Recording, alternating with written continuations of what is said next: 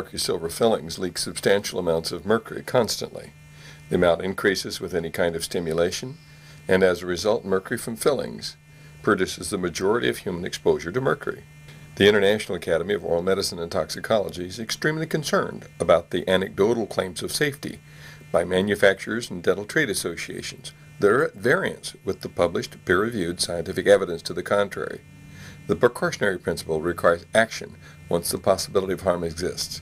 It does not require proof beyond a shadow of a doubt that in the case of heavy metal and xenobiotic exposure is both nearly impossible and unnecessary in our opinion. What you're seeing is mercury vapor coming off a 25-year-old silver amalgam filling in an extracted tooth.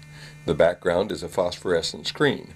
The mercury vapor absorbs the fluorescent light, and you can see it as a shadow on the screen.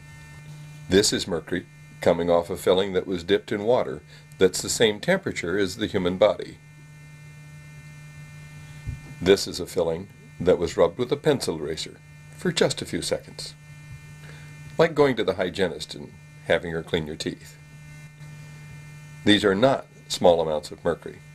If you can see it, it's more than 1,000 times higher than the Environmental Protection Agency will allow for the air that we breathe. What about the last time you went to the dentist and they drilled on your tooth? Here is the mercury vapor every time you raise the temperature to 110 degrees with hot coffee or warm water, or even chewed on it. Mercury comes off fillings every time you stimulate them, and that stimulation causes the mercury to continue to leak out of the fillings for an hour and a half at a minimum. Some people grind their teeth. Some people chew gum. The dentist might send an old gold crown to the dental lab to be welded. How about the dental personnel? They're not being given informed consent. Back in 1985, the International Academy of Oral Medicine and Toxicology set out to determine the amount of mercury that was coming off fillings. And here's the graph, showing substantial quantities of mercury were measured coming off fillings.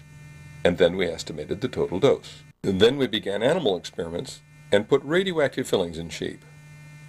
Mercury accumulated in the jaw, stomach, liver, and kidney of the sheep in just 30 days. Substantial quantities of mercury spread from the fillings to every organ in that sheep's body. This should be of concern for everyone. Then we measured that the sheep's kidneys dropped in their ability by 60% to clear inulin, an indication of kidney malfunction. Whole body imaging of monkeys found exactly the same thing. Proponents of amalgam fillings claim that sheep chew too much. Well, what's the problem with monkeys? They had mercury in their jaw, kidneys, liver, intestine, and heart. And further research found dystrophic bacteria that were antibiotic resistant cropped up in the intestines within 2 weeks of receiving these mercury-leaking fillings. Further studies have found damage to the ADP ribosylation of brain neuron proteins. In response to the controversy, and at the request of the Federation of Experimental Scientists and Biologists, Drs. Fritz Lorscheider and Murray Vimy wrote an editorial, the first ever in FASEB, that point by point refuted the claims of the amalgam proponents. In 1991, the World Health Organization acknowledged that the predominant source of human exposure to mercury is from your fillings. That should be of concern to anyone wanting to have healthy children, because mercury is highly damaging to fetuses.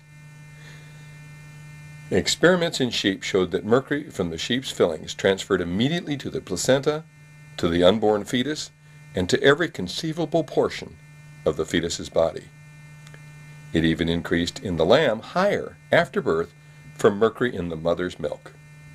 There's no such thing as a safe mercury filling. All mercury fillings leak mercury.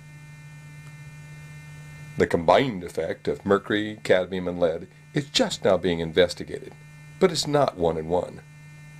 It's synergistic, and 1 and 1 may make 100 or even 1,000. Why is that of concern?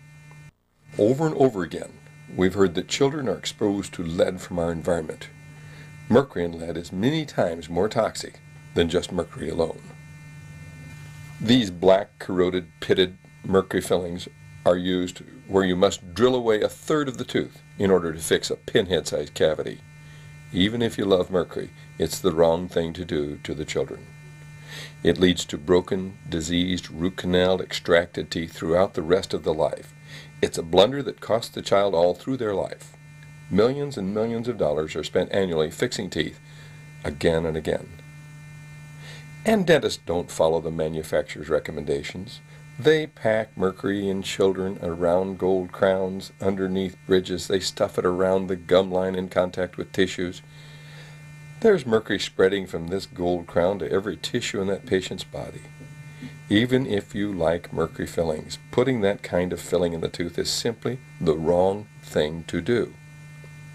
Harold Lowe, the former director of the National Institute of Dental Research, back in 1993, wrote, "The first filling is a critical step in the life of a tooth. Using amalgam for the first filling requires removing a lot of tooth substance, not only diseased tooth substance, but healthy tooth substance as well. So in making the undercuts, you sacrifice a lot, and this results in a weakened tooth. The next thing you know, the tooth breaks off, and you need a crown. Then you need to repair the crown. And so it continues to the stage where there's no more to repair, and you pull the tooth.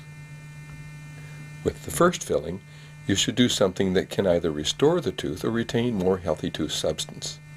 Use new materials, composites, or materials that can bond to the surface without undercuts. You can do this with little removal of the tooth substance so that the core of the tooth is still there. I would add that the cost of all that dental repair over and over again makes the cost of mercury fillings enormous, even if you don't consider the neurological impairment and the brain damage that they surely cause in dental personnel, and the infertility and the heartbreak that they've caused to so many families. It is the opinion of this Academy that responsible government agencies should prohibit the use of these fillings until such time as their manufacturers produce the alleged evidence of safety.